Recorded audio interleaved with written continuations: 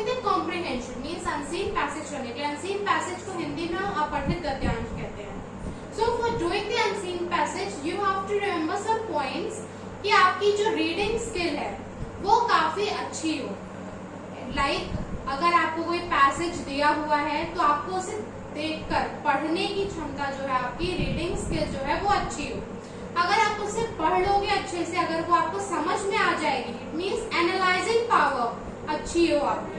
अगर आप कोई पैसेज दिया हुआ है, आपको पैसेज करने को बोल रहा है, जहाँ पे आपको पहले आप पैसेज को पढ़िए, जहाँ पे आपकी रीडिंग स्किल अच्छी होनी चाहिए, देन उसमें आपकी एनालाइजिंग पावर अच्छी होनी चाहिए कि आपको कैसे वो समझ में आ रही है कि नहीं। पैसेज जैसे ही आपको समझ में आएगा तो आप उसके क्वेश्चन का आंसर बहुत ही इजीली दे पाओगे।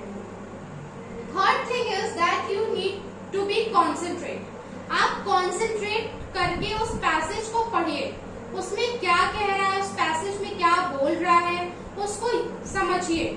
लाइक अगर आप क्वेश्चन पढ़ रहे हैं, अगर आपको उसका आंसर देना है तो आपको वो समझ में आ जाए, तुरंत आप उसका आंसर फाइंड आउट कर ले। इसलिए आपके लिए कंसंट्रेशन पावर वहां पर बहुत जरूरी है। And the last but not the least point that your thinking ability should be very good. आपकी जो थिंकिंग एबिलिटी है वो बहुत अच्छी होनी चाहिए। इट मीन्स अगर आपको कोई पैसेज दिया है तो आप किसी भी पैसेज का आंसर कहीं पर भी नहीं लिखोगे। आप उस आंसर, पर्टिकुलर आंसर जो होता है वो प्रॉपर क्वेश्चन जो पूछा गया है उसका आंसर वही लिखना है। इसके लिए कहा जाता है कि आप कॉन्सेंट्रेट रहिए, जो आंसर बोल रहा है, जो क्वेश्चन पूछ रहा है, क्वेश्चन को समझिए, क्वेश्चन में पूछा क्या है, then try to find out the answer from the passage. So now let's see in the video. So students, comprehension of an unseen passage means a complete and thorough understanding of the passage. It means comprehension जो होता है unseen passage का, उसका मतलब होता है कि जो पैसेज है उसको हम completely और thoroughly किस तरह से हम उसे समझ पा रहे हैं.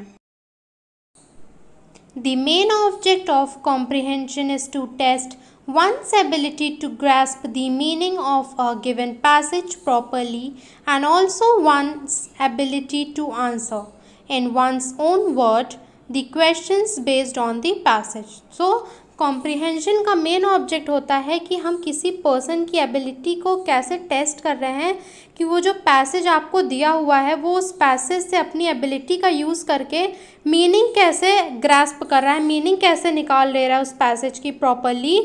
एंड उस पर्सन की ये भी एबिलिटी देखी जा रही है कि वो पर्सन जो है अपने वर्ड्स में उस पैसेज के आंसर्स को किस तरह से लिख रहा है।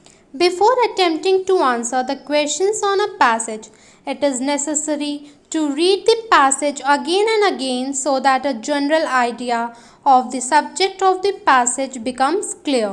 So, किसी भी आंसर क्वेश्चंस जो पैसेज में दिए हुए हैं उनके आंसर को अटेम्प्ट करने से पहले हमें उस पैसेज को बहुत अच्छे से पढ़ना चाहिए। बहुत ही नेसेसरी है कि हम उस पैसेज को बार बार पढ़ें ताकि जो पैसेज में चीज़ें दी हुई हैं वो हमारे पॉइंट्स क्लियर हो जाएं। It is easy to answer the questions, फिर उससे क्या होगा, उन क्वेश्चंस के आंसर्स देने में वो ईजी हो जाएगा। One should also keep the following points in mind before answering the questions set on a given passage. So the points are, and the first point is, read the passage quickly to have some general idea of the subject matter. Second is, read the passage again and again and underline the important points. Third is, read the questions and try to know what has been asked. Fourth is, read the passage again and underline the portions where the probable answers may be available. Fifth is, use as far as possible your own words to answer the questions in precise and brief way. Sixth is, always use complete sentences while answering a question. Seventh, if you are asked to give the meaning of some words for phrases, try to express your idea in your own words as clearly as possible. Eighth one is, don't give your own opinion or comments about anything unless you are asked to do. Now let's see one example of the comprehension passage. So here it's an example of an unseen passage. The great advantage of early rising is that we can start our work long before others. एक सुबह उठने का एक great advantage, बहुत बड़ा advantage ये है कि हम अपने काम को और लोगों की तुलना में और जल्दी शुरू कर सकते हैं। The early risers has already done a great deal of work before other men get out of bed.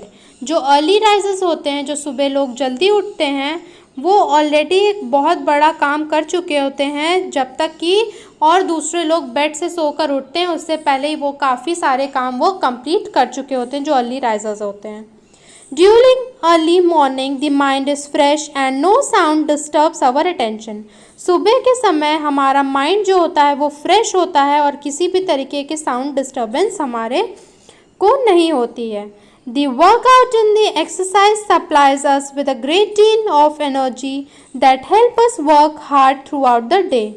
जो मॉर्निंग में हमें फ्रेशनेस रहती है, जो मॉर्निंग में हम एक्सरसाइजेस करते हैं, वर्कआउट करते हैं, उससे हमें काफ़ी एनर्जी मिलती है, जिससे कि हम पूरे दिन काफ़ी फ्रेशनेस के साथ, एनर्जी के साथ अपने काम को कर पाते हैं। By beginning early, we know that we have plenty of time to do our work thoroughly. हम जब अगर सुबह उठते हैं सोकर तो हमें ये पता होता है कि हमारे पास अभी बहुत वक्त है हमारा काम करने के लिए, हमारे पास बहुत वक्त होता है अगर हम सुबह जल्दी उठ जाते हैं तो। We get to sleep long before midnight. इस सुबह जल्दी उठने की वजह से हम रात को जल्दी सोने भी जा सकते हैं। At that time, sleep is most refreshing. उस समय हमारी जो नींद होती है वो काफ़ी रिफ्रेशिंग होती है। After a sound sleep, we rise next morning early and remain fresh throughout the day. और उस रात सोने के बाद जब हम नेक्स्ट मॉर्निंग उठते हैं तो हम खुद को बहुत ज़्यादा फ्रेश महसूस करते हैं पूरे दिन तक। And now we have to answer the following questions after reading this passage. So the first question is, what advantages does an early risers have over others? जो सुबह जल्दी उठते हैं उनको क्या एडवांटेज मिलता है in comparison to others? So the early risers have already done a great deal of work before other men get out of bed. जो अर्ली राइजर्स होते हैं वो काफ़ी काम कर चुके होते हैं जब तक कि और जो लेट राइजर्स होते हैं उनके उठने से पहले, मीन्स जो देर से उठते हैं उनके उठने से पहले ही वो काफ़ी काम कर चुके होते हैं। Second is, why should we exercise in the morning? हम मॉर्निंग में क्यों एक्सरसाइज करनी चाहिए? So the answer is, the exercise supplies us with a great deal of energy that helps us to work hard throughout the day. Exercise जो है हमें energy provide करता है जिसकी वजह से हम पूरे दिन काफ़ी फ्रेशनेस के साथ, एनर्जी के साथ काम कर सकते हैं। Third one is, what are the benefits of going to sleep long before midnight? Means midnight से पहले ही सो जाने से क्या बेनिफिट्स होते हैं? At that time sleep is most refreshing. उस समय क्या होता है, स्लीप जो हमारी नींद होती है वो बहुत रिफ्रेशिंग होती है और जब हम अगले दिन सुबह उठते हैं तो हम काफ़ी फ्रेश महसूस करते हैं खुद को। So now students, this was the example of comprehension passage. Unseen passage का ये एग्जाम्पल था।